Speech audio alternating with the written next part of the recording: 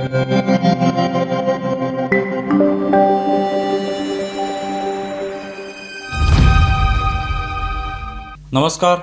News डंकामध्ये मी महेश विचारे आपल्या सगळ्यांचं मनपूर्वक स्वागत करतो.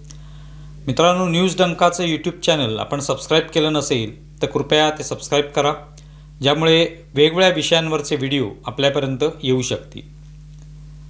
दिल्लीमध्ये जंतर मंतरला जे आंदोलन झालं त्याच्यामध्ये अनेक पोलीस जखमी झाले. अत्यंत गंभीर जखमी झालेले सुद्धा अनेक पोलीस होते. जवळपास 138 पोलीस या आंदोलनामध्ये जखमी झाले, ज्यांच्यावर दगडांनी म्हणा किंवा मिळेल त्या वस्तूंनी प्रहार करण्यात आला, लाथाबुक्क्यांनी तुडवण्यात आलं. त्या ठिकाणी ज्या काही वस्तू मिळतील त्या त्यांच्यावर फेकण्यात आल्या आणि त्यांना एक प्रकारे हा जो काही दबाव होता आंदोलनाचा तो किती आहे हे दाखवण्याचा प्रयत्न करण्यात आला, पोलिसांना चिरडण्याचा प्रयत्न करण्यात आला. आणि याची कहाणी काही पोलीस अधिकारी किंवा पोलीस कर्मचारी जे याच्यात जखमी झाले त्यांच्या नातेवाईकांनी ऐकवली. दिल्ली पोलिसांनी पत्रकार परिषद घेतली होती शुक्रवारी आणि त्यावेळेला हे नातेवाईक त्या पत्रकार परिषदेत उपस्थित राहिले आणि त्यांनी ज्या कहाण्या सांगितल्या, त्यांचे वडील म्हणा किंवा त्यांचे पती ज्या पद्धतीने जखमी झालेले आहेत त्या ऐकल्यानंतर लोकांना लक्षात येतं की कशा पद्धतीने हे आंदोलक जे आहेत ते या सगळ्या पोलिसांवर तुटून पडले होते. म्हणजे सुरुवातीला ज्या वेळेला 20 जुलैला हा जो काही हल्ला झाला, पोलिसांवर हल्ला झाला, संसद मार्च जो काही काढण्यात आला होता, तर त्यावेळेला पोलिसांनी लाठीचार्ज केल्याच्या बातम्या अनेक आल्या. पोलिसांनी डोकी फोडली, पोलिसांनी हातपाय तोडले, पोलिसांनी कपडे फाडले. प्रत्यक्षात या सगळ्या बातम्या ज्या पद्धतीने मोठ्या करून दाखवल्या होत्या तेवढं इथे घडलेलं नव्हतं. आणि ते घडण्यामागचं कारण काय होतं? संसद मार्च, संसदेवर चालून जाण्याचा जे काही घोषणा करण्यात आली होती यालाच मुळात परवानगी नव्हती. कोणत्याही अशा प्रकारची संस्था जी असते, अशी इमारत असते जी सरकारी इमारत आहे, मग मंत्रालय असेल किंवा संसद असेल, या ठिकाणी तुम्हाला जाता येत नाही, तुम्हाला तिथे मोर्चा काढता येत नाही. मोर्चा काढण्यासाठी जी स्वतंत्र जागा दिली जाते तिथेच मोर्चा काढायचा असतो आणि त्या ठिकाणी तुम्हाला शांततेने तो मोर्चा जो आहे तो काढावा लागतो. तिथे जे काही तुम्हाला आंदोलन करायचं आहे, घोषणाबाजी करायची आहे, त्याच्यात कोणत्याही पद्धतीने अराजक माजेल, असंतोष निर्माण होईल किंवा दगडफेक होईल, जाळपोळ होईल अशा पद्धतीने कोणतंही भाष्यसुद्धा करायचं नसतं. अशा पद्धतीचे नियम आहेत. पण तरी देखील हा संसद मार्च जो आहे तो काढण्यात आला आणि त्याला परवानगी नसताना सुद्धा हे सगळे आंदोलक जे ते सरसावले, त्यांनी बॅरिकेड्स तोडल्या आणि पोलिसांवर ते धावून गेलेले आहे. या नातेवाईकांनी ज्या कहाण्या सांगितल्या त्याच्यामधल्या काही पोलिसांनी सांगितलं घरी आल्यानंतर, रक्ताने भिजलेले कपडे घेऊन ते पोलीस अधिकारी घरी आले आपापल्या, तेव्हा त्यांना नातेवाईकांना लक्षात आलं की किती गंभीर घटना त्या ठिकाणी घडलेली आहे जंतर मंतरच्या ठिकाणी. आणि या सगळ्या आंदोलकांना अशी परवानगी नसताना सुद्धा ते आंदोलक बॅरिकेड्स सोडून संसदेच्या दिशेने जाऊ लागल्यावर पोलिसांनी अडवलं. पण पोलिसांवर त्यांनी हल्ला करायला सुरुवात केली या आंदोलकांनी. आणि त्या आंदोलकांमध्ये नीटचे विद्यार्थी नव्हते, ते आपापला अभ्यास करत होते, ते परीक्षेसाठी तयारी करत होते. कोणतेही असे विद्यार्थी नव्हते कॉलेजांमधले किंवा शाळांमधले सुद्धा. हे सगळे आंदोलक हे केवळ गुन्हेगारी पार्श्वभूमी असलेले होते. पोलिसांनी, दिल्ली पोलिसांनी या संदर्भात जेव्हा तपास केला त्याच्यात जवळपास 2,500 पेक्षा जास्त असे चेहरे सापडले आणि त्यातले 1000 जे लोक आहेत त्यांच्यावर गंभीर स्वरूपाचे गुन्हे आहेत, जे तिथे वावरताना दिसले, या सगळ्या दगडफेकीमध्ये दिसले, गाड्या फोडताना दिसले, पोलिसांवर हल्ले करताना दिसले.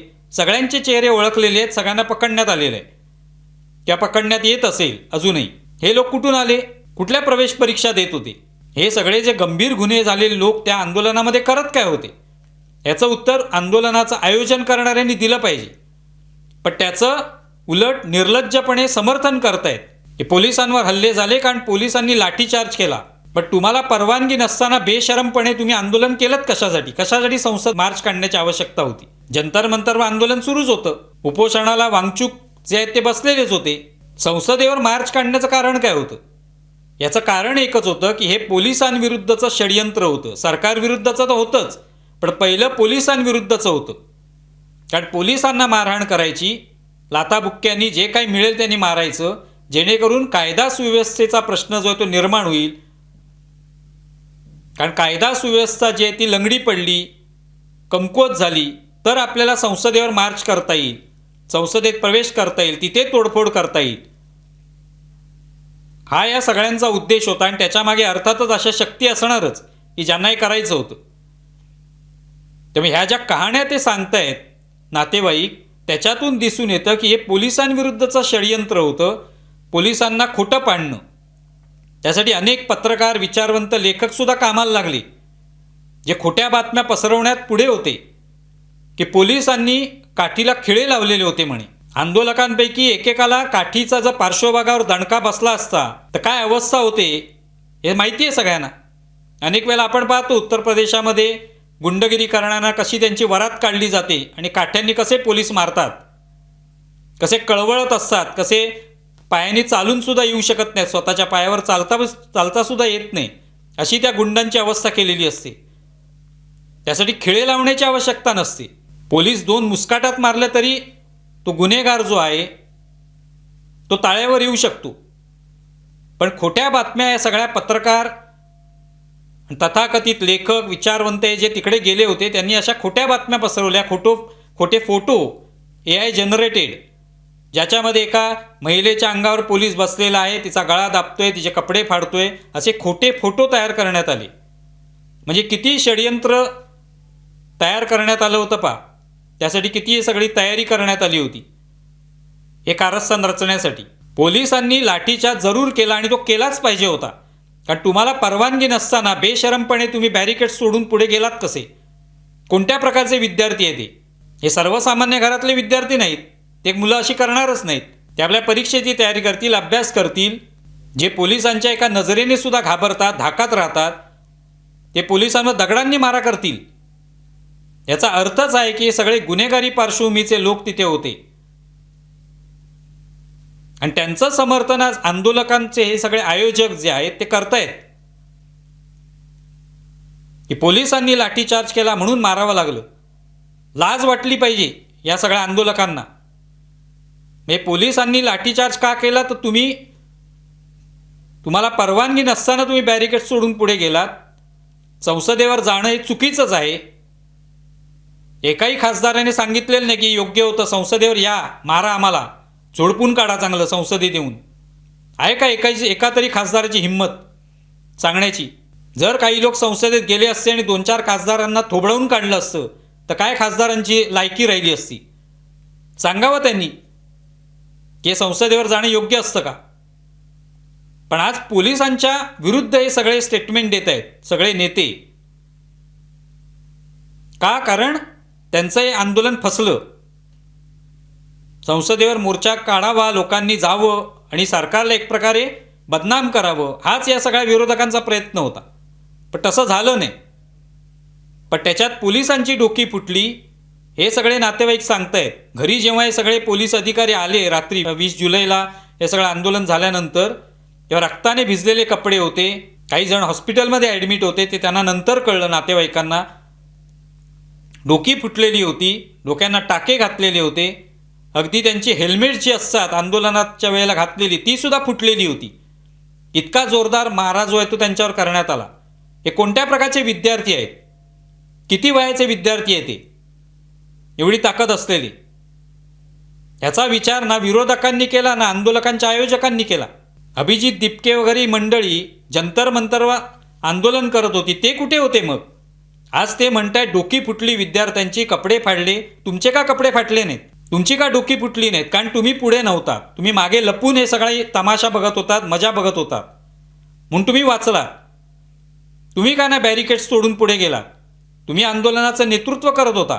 तुम्ही पुढे असायला पाहिजे की तुम्ही सगळ्यात मागे असलं पाहिजे. एकही नेता जो सगळे भेटायला गेले जंतर मंतरवर, वांगचूक यांना, दिपके यांना, ते कुठे होते? ते सगळे प्रतिक्रिया देत होते. संसदेवर मार्च काढणं कसं आवश्यक आहे, पोलिसांनी कसा लाठीचार्ज केला. तुमच्या का नाही डोक्यात एकतरी लाठी बसली? कारण तुम्ही सगळे मागे पडद्याआड लपून ही सगळी मजा बघत होता आणि त्याचा सगळा त्रास जो आहे त्या पोलिसांना झाला. पोलिसांवर हल्ले झाले, त्यांची डोकी फुटली. नशीब त्यात कोणी पोलीस मृत्युमुखी पडला नाही. आज याच्यावर जेव्हा प्रश्न विचारले जातात या नेत्यांना तेव्हा त्यांची उत्तरं काय असतात? राहुल गांधींना जेव्हा संसदेमध्ये एका संसदेच्या बाहेर ते पडले, संसदेच्या सभागृहातून, तेव्हा त्यांना प्रश्न विचारला पत्रकारांनी की आज दिल्ली पोलिसांनी एक पत्रकार परिषद घेतली, त्याच्यामध्ये काही नातेवाईकसुद्धा आले होते पोलिसांचे, जे पोलीस जखमी झालेले आहेत, आणि त्यांनी कहाणी सांगितली कशा पद्धतीने त्यांचा हल्ला झाला.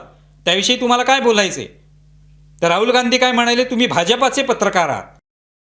राहुल, जो पुलिस वाले घायल हुए थे उनके परिवारों ने प्रेस कॉन्फ्रेंस की, बीजेपी के हो गया? नहीं, बीजेपी का नहीं, पुलिस वाले की जो परिवार वाले उन्होंने प्रेस कॉन्फ्रेंस की. ये बार बार बीजेपी का बोल देने का क्या मतलब है सर? ही यांची संवेदनशीलता आहे पोलिसांबद्दलची. आणि ती का अशी झालेली आहे? कारण का आज सत्तेत नाहीत. उद्या जेव्हा सत्तेत येतील तेव्हा हेच पोलीस त्यांना आवडते होतील, तेव्हा चारी बाजूने हेच पोलीस लागतील संरक्षणासाठी. आजही अनेक पोलीस या सगळ्या खासदारांना संरक्षण देतच असतात. संसदेचं संरक्षण कोण करतं? विरोधी पक्षांचे कार्यकर्ते करतात की काय? पोलीसच करत असतात. हटवा पोलीस एकदा आणि बघा तुमची काय पात्रता आहे, ती काय होऊ शकतं तुमच्या बाबतीत. पण तेव्हा पोलीस लागतात, अगदी बंदुका हातात घेतलेले शस्त्रसज्ज पोलीस. आणि त्यांच्यावर हल्ले करायला सुरुवात झाली, त्यांची डोकी फोडायला, पोलिसांची डोकी फोडायला सुरुवात झाली की मात्र बंदुका चालवायच्या नाहीत. खासदारांच्या अंगावर कोणी बंदुका चालवू नये, गोळी चालवू नये, त्यांच्यावर हल्ला करू नये म्हणून पोलिसांनी हातात बंदुका धरायच्या. पण त्यांच्यावर हल्ला झाला तर मात्र त्यांनी गप्प बसून डोकी फोडून घ्यायची, थोबाडा रंगवून घ्यायची, लाताबुक्क्या खायच्या. हे नेत्यांचे विचार आहेत. अशा पद्धतीचे नेते भारतामध्ये जन्मलेले आहेत.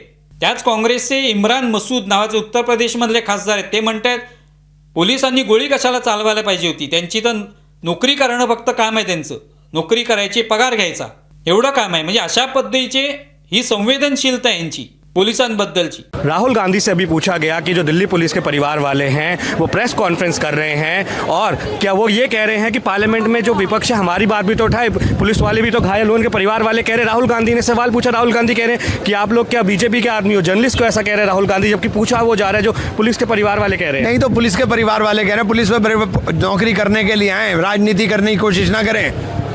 बच्चों को गोली मारने का अधिकार नहीं है कि तुम गोली मारोगे सीधे बच्चों को. अरे इमरान भाई, पुलिस वाले भी तो घायल हुए हैं इमरान अरे जी. तो गोली थोड़ी मारेंगे सीधे बच्चों को. ये कह रहे हैं हमारे लिए भी बात करी बच्चों जाए. को गोली नहीं मारेंगे सीधे. हाँ. बच्चों को गोली मारने के लिए पुलिस नहीं है.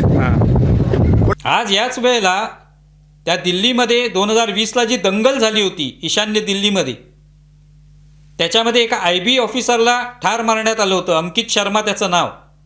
आठवत असेल तुम्हाला कदाचित तो सगळा प्रसंग. जवळपास 51 जखमा त्याच्या अंगावर झाल्या होत्या. त्याला सगळ्या लोकांनी, तिथले जे काही गुन्हेगार होते त्यांनी सगळ्यांनी एकत्र मिळून त्याला मारहाण केली आणि त्याच्यात त्याचा मृत्यू झाला. त्याचे कपडे फाडण्यात आले आणि तेच कपडे गळ्याभोवती गुंडाळून त्याला गटारात फेकून देण्यात आलं. अशा पद्धतीची अवस्था हवी आहे काही लोकांना. पोलिसांची अशी अवस्था करावी. इतका निर्लज्जपणा वाढलेला आहे नेत्यांमध्ये की अशी अवस्था करा पोलिसांची. आज त्याच ताहिर हुसेन नावाचा नगरसेवक आम आदमी पार्टीचा होता, तो या सगळ्या अंकित शर्माच्या हत्याकांडामध्ये होता असा आरोप आहे. आणि त्या प्रकरणी सत्र न्यायालयाने दिल्लीमधल्या या ताहिर हुसेनसह 4 जणांना जन्मठेपेची शिक्षा सुनावलेली आहे. सरकारी वकिलांनी तर मृत्यूदंडाचीच शिक्षा मागितली होती, पण न्यायालयाने जन्मठेपी शिक्षा सुनावलेली आहे. आता ते पुढच्या कोर्टात जातीलच. पण अशी अवस्था अपेक्षित आहे लोकांना की कोणीतरी मारावं पोलिसांवर हल्ले करावेत, म्हणजे सगळीकडे अराजक निर्माण होईल आणि मग त्यातून आपल्याला खुर्ची मिळाली तर उत्तमच. निवडणुकात आपल्याला लढवता येत नाहीत, आपलं कोणी ऐकत नाही, आपल्याला 4 मतंही कोण देत नाही, मग निदान पोलिसांना मारून, संसदेवर मार्च काढून, अशा पद्धतीचे आंदोलनं करून मिळाली सत्ता तर उत्तमच आहे. मग आपल्या बंदुका दुसऱ्याच्या खांद्यावर ठेवायच्या आणि त्यातून सत्ता मिळवायची आणि काय करायचं. तेव्हा हे सगळं पोलिसांविरुद्धचं षडयंत्र होतं, हेच त्या नातेवाईकांनी सांगितलेलं एक प्रकारे. आणि त्या षडयंत्राचा पुढचा टप्पा म्हणजे सरकारच्या विरोधात कारवाया करणं. त्यासाठीच या ठिकाणी पोलिसांना पहिलं मारायचं, कायदा आणि सुव्यवस्था जी आहे ती विकलांग करायची, हाच सगळा प्लॅन असला पाहिजे. तुम्हाला या संदर्भात काय वाटते जरूर कळवा. आमचा व्हिडिओ जास्तीत जास्त लाईक करा, शेअर करा आणि आमचं यूट्यूब चॅनल सबस्क्राईब करा. धन्यवाद.